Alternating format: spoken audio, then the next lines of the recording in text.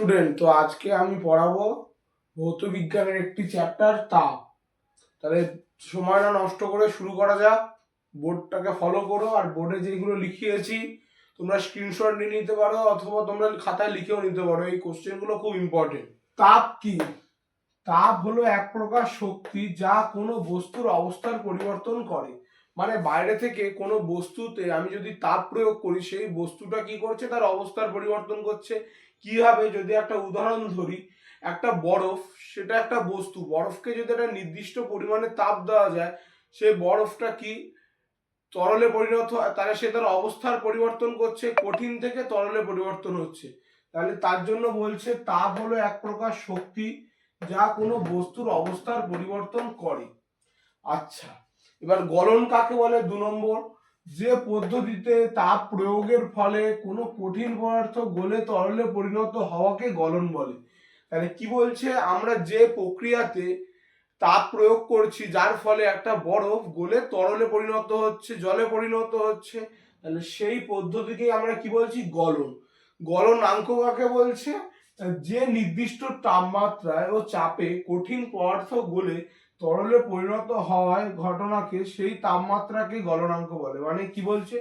একটা নির্দিষ্ট টেম্পারেচার, যেমন বরফের গলনাঙ্ক 0°C, তাহলে একটা নির্দিষ্ট টেম্পারেচার এর উপরে যেতে শুরু করলে কি বলছে?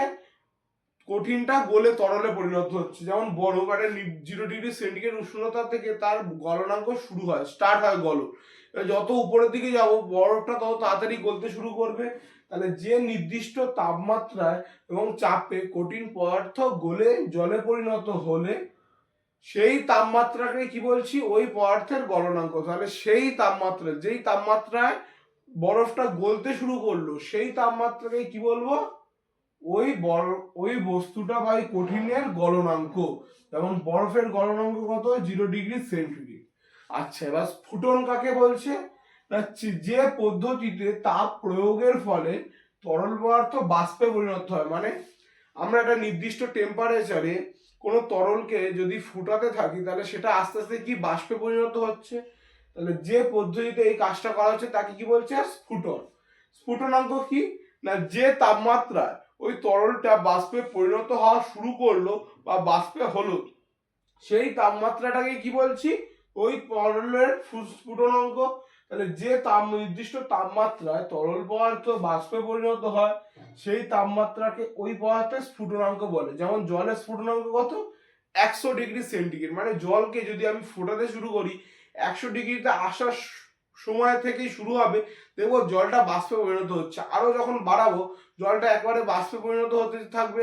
তাহলে এই 100°C যখন সে বাষ্পে পরিণত হওয়া শুরু করছে, সেই টেম্পারেচারটাই কি? জলের স্ফুটনাঙ্ক। ঠিক আছে? তো তাপ কি কি বিষয়ের উপর নির্ভর করে চলো দেখে নি। বস্তুর উষ্ণতা বৃদ্ধির পরিমাণ।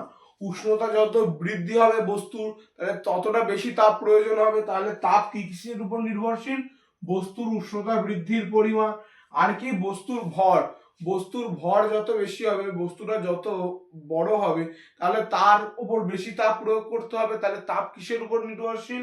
বস্তুর ভর। আর কি? বস্তুর উপাদান। বস্তুটা কি উপাদান দিয়ে তৈরি, তার উপরে কিন্তু তাপেরও নির্ভরশীল একটা বিশেষ ভূমিকা আছে। কেননা যদি বস্তুটা তৈরি হয় তাপ পরিবাহী, তাহলে তার মধ্যে দিয়ে তাপ খুব তাড়াতাড়ি চলে যাবে। আর যদি বস্তুটা তৈরি হয় কি তাপ পরিবাহিতা অতটা থাকে না, তাহলে তার মধ্যে দিয়ে তাপ যেতে একটু দেরি হবে। তাহলে তাপ এই 3টি বিষয়ের উপর নির্ভরশীল। আচ্ছা, তাপ পরিমাপের একক কি? না, তাপ পরিমাপের এসআই একক হচ্ছে জুল, আর সিজিএস একক কি? ক্যালোরি। কঠিনীভবন কাকে বলবো আমরা? কি বলছে? যে পদ্ধতিতে তরল পদার্থ কঠিনে পরিণত হচ্ছে তাকে কি বলছি? কঠিনীভবন। মানে যে পদ্ধতিতে আমরা তরল পদার্থকে কঠিন পদার্থে পরিণত করছি, সেই পদ্ধতিকে কি বলবো? কঠিনীভবন। বাষ্পীভবন কি বলছে? যে পদ্ধতিতে কোনো তরল পদার্থ তাপ শোষণ করছে, করে বাষ্পে পরিণত হচ্ছে। তাহলে কোনো তরল পদার্থ যে পদ্ধতিতে তাপ শোষণ করে বাষ্পে পরিণত হয়, সেই পদ্ধতিকে কি বলা হয়? বাষ্পীভবন।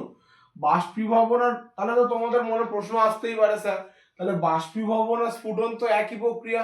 না, দুটোই একই প্রক্রিয়া হলেও এদের মধ্যে কিছু পার্থক্য আছে। কি? বাষ্পীভবন ধীরে ধীরে ঘটে, আর স্ফুটন নির্দিষ্ট তাপমাত্রায় দ্রুত ঘটে। বাষ্পীভবন হওয়ার জন্য কিন্তু কোনো নির্দিষ্ট তাপমাত্রার প্রয়োজন নেই, কিন্তু স্ফুটন হওয়ার জন্য কি বলেছিলাম আমরা, নির্দিষ্ট তাপমাত্রার প্রয়োজন। তাই কি বলছে, বাষ্পীভবন ধীরে ধীরে ঘটে আর স্ফুটন নির্দিষ্ট তাপমাত্রায় দ্রুত ঘটে। আচ্ছা, ঘনীভবন কি কাকে বলছি, যে প্রক্রিয়ায় কোনো পদার্থের বাষ্প অবস্থা থেকে তরলে পরিণত হওয়ার ঘটনাকে কি বলছি, ঘনীভবন। যে প্রক্রিয়া একটা বাষ্প কি হচ্ছে, তরলে পরিণত হচ্ছে, তরল থেকে বাষ্প হচ্ছে, আবার সেই বাষ্পটা যদি ঘুরে তরলে পরিণত হয় তাহলে সেই ঘটনাকে কি বলছি, ঘনীভবন। এই ঘনীভবনের ফলে কি হয়, এই ঘনীভবনের ফলে কুয়াশা, মেঘ এগুলোর সৃষ্টি হয়।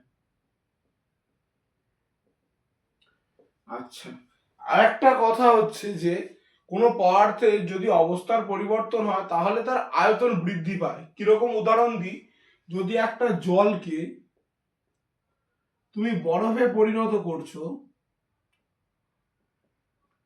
করলে কি হবে, তার আয়তন বাড়ে। দেখবে তোমরা বাড়িতে একটা বোতলে যদি বোতলটাকে ভর্তি করে সেই জলটাকে যদি তোমরা ডিপ ফ্রিজে রেখে দাও, করলে তা সেটা বরফে পরিণত হচ্ছে, বরফে পরিণত হয়ে দেখবে বোতলটা ফেটে বরফটা বেরিয়ে গেছে। কেন বেরোবে, কারণ তুমি তো সমপরিমাণ জল দিয়েছো, তাহলে সমপরিমাণ বরফ পাওয়ার কথা, কিন্তু বরফটা কেন ফেটে বেরিয়ে এলো, না তার আয়তন বেড়ে গেল, জল থেকে বরফে পরিণত হওয়ার ফলে তার আয়তন বেড়ে গেল। এই কারণে শীত প্রধান দেশে, এই কারণে শীত প্রধান দেশে কি হয় না, জলের যে পাইপগুলো সেই পাইপগুলো ফেটে যায়। কেন, কারণ সেই পাইপে তো জল থাকে, বা জলগুলো যখন বরফে পরিণত হচ্ছে তাহলে তার আয়তন বৃদ্ধি পাচ্ছে, তাহলে সেই পাইপগুলো তার জন্য ফেটে যাচ্ছে। আচ্ছা, ইম্পর্টেন্ট, লিন তাপ কাকে বলে, কি বলছে, কোনো পদার্থের উষ্ণতা পরিবর্তন না করে তার অবস্থা পরিবর্তন করতে যে পরিমাণ তাপ গ্রহণ বা বর্জন করতে হয়, যে পরিমাণ তাপ গ্রহণ বা বর্জন করতে হয় তাকে কি বলবো আমরা, লিন তাপ। আচ্ছা, লিন তাপ ব্যাপারটা কি ভালো করে বুঝে নি। ধরো এই একটা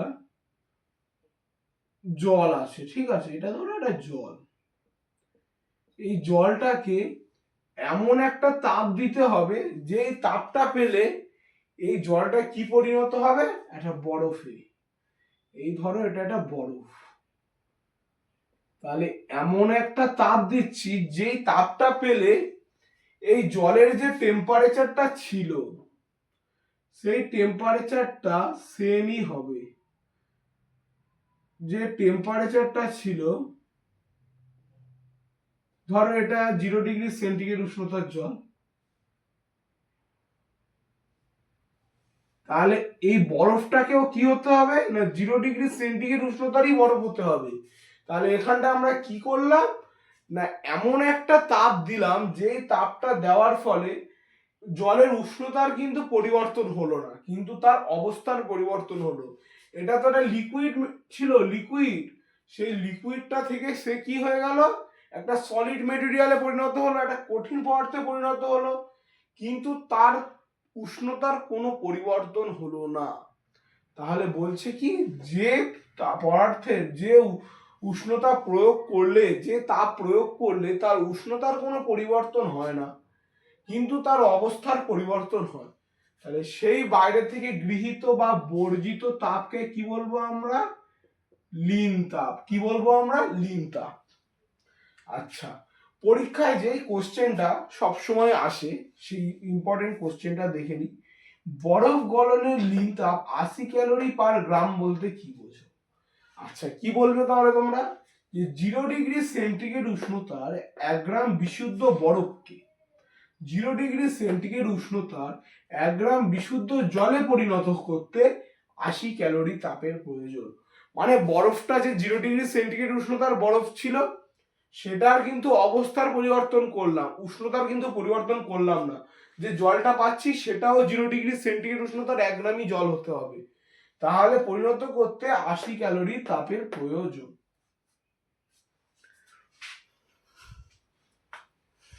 তাপ তো একা একা প্রবাহিত হতে পারে না, তাপ প্রবাহের আবার 3টে পদ্ধতি আছে। কি কি পদ্ধতি, পরিবহন, পরিচলন আর বিকিরণ। তাহলে পরিবহন কাকে বলছি না, যে পদ্ধতিতে কঠিন পদার্থের মধ্য দিয়ে তাপ প্রবাহিত হয় তাকে বলে কি পরিবহন। মানে তাপ কঠিন পদার্থের মধ্য দিয়ে যখন প্রবাহিত হয় সেই পদ্ধতিকে আমরা কি বলছি পরিবহন। তুমি গ্যাস জ্বালিয়ে তার উপরে একটা চামচ ধরে আছো, তাহলে তুমি তো চামচের মাথার দিকটা গরম করছো, তাহলে তুমি কিছুক্ষণ ধরে রাখার পরে কি দেখবে তোমার হাতে গরম লাগছে। কেন? তুমি তো চামচের মাথার দিকটা গরম করছো, তুমি তো চামচের লেজের দিকটা ধরে আছো, সেটা তো তুমি আগুনে বসাওনি, তাহলে তোমার হাতে গরম লাগছে কেন না, সেই তাপটা কঠিন পদার্থের মধ্যে দিয়ে প্রবাহিত হয়ে তোমার শরীরে চলে এসেছে, তার জন্য তোমার গরম অনুভব হচ্ছে। তাহলে তাপ কঠিন পদার্থের মধ্য দিয়ে যখন যায় তাকে কি বলছি পরিবহন। পরিচলন কি বলছি, যে পদ্ধতিতে তাপ তরল পদার্থের মধ্য দিয়ে পরিবহিত হয় তাকে কি বলছি আমরা পরিচলন। তুমি কিরণটা কি বোঝো ভালো করে, ইন্টারেস্টিং জিনিস এটা। যে পদ্ধতিতে তাপ প্রবাহিত হয় কোনো মাধ্যম ছাড়া, মানে যে পদ্ধতিতে তাপ আসতে গেলে কোনো মাধ্যমের প্রয়োজন হয় না তাকে কি বলছি বিকিরণ। এই বিকিরণ পদ্ধতিতে সূর্য থেকে তাপ আমাদের পৃথিবীতে আসে।